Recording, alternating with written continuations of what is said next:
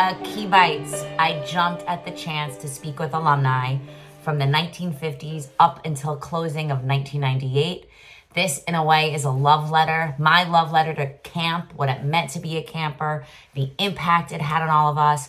And I wish I could have spoken to so many more of you, but that's the next movie that hopefully we'll get to make one day. So for now, please watch, love, listen, and remember.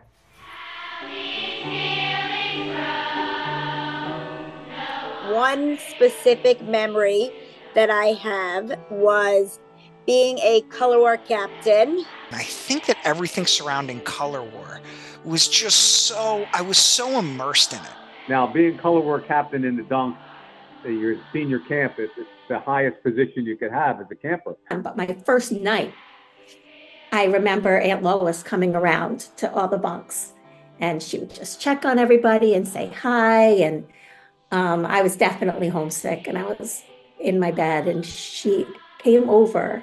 She literally got into bed with me, okay? And because I was crying, and she took my flashlight and she shined it all over the ceiling and all around the bunk. And she's like, "You're gonna love it." Yeah, it was just a lot of fun. I loved being away from home. There was never a moment of homesickness. I remember my first bunk.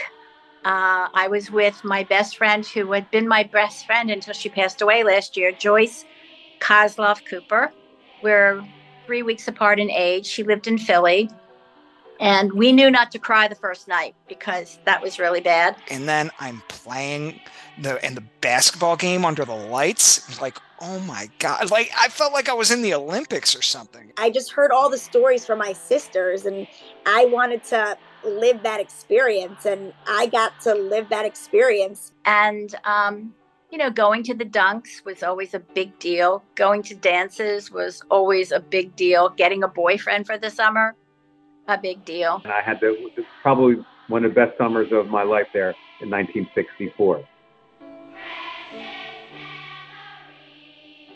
Akiba meant to me lifelong happiness. I lived in this idyllic kind of utopia with this gorgeous lake and just beautiful grounds. Coming to Akiba was like Mecca. Being part of the Akiba family is like being in a gigantic family of friends. The summer where you can go to your place, you could be yourself.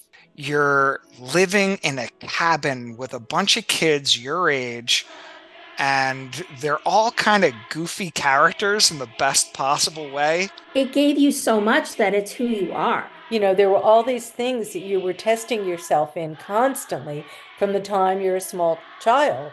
You learn a ton about yourself. You learn how to talk to people. You just learn how to interact with people who are older than you or are in a higher position than you are. I think it gives you an immense amount of just faith in your own abilities. It really gives you independence. It gives you, a feeling of security about yourself and, sort of a fearlessness, I think, that camp gives to you. Joyce and I would always say, how did our parents know to do this for us? It was just the most incredible time. That is one of the two greatest gifts my parents ever gave us. It's exciting. It's exciting because I'm excited for the next generation of kids to feel the love that we felt. Of course, all the memories flood in. And I thought how fortunate the kids who are going to be going there will be. I'm so jealous of these kids that are going to go back there. They're going to have the most amazing time. The fact that it's going to be a camp and that I can go and visit and it's still camp and it's Akiba on top of all of that is so comforting to me. I think the owners and Howard and all their staff there are going to really do an awesome job, and I'm really happy for them.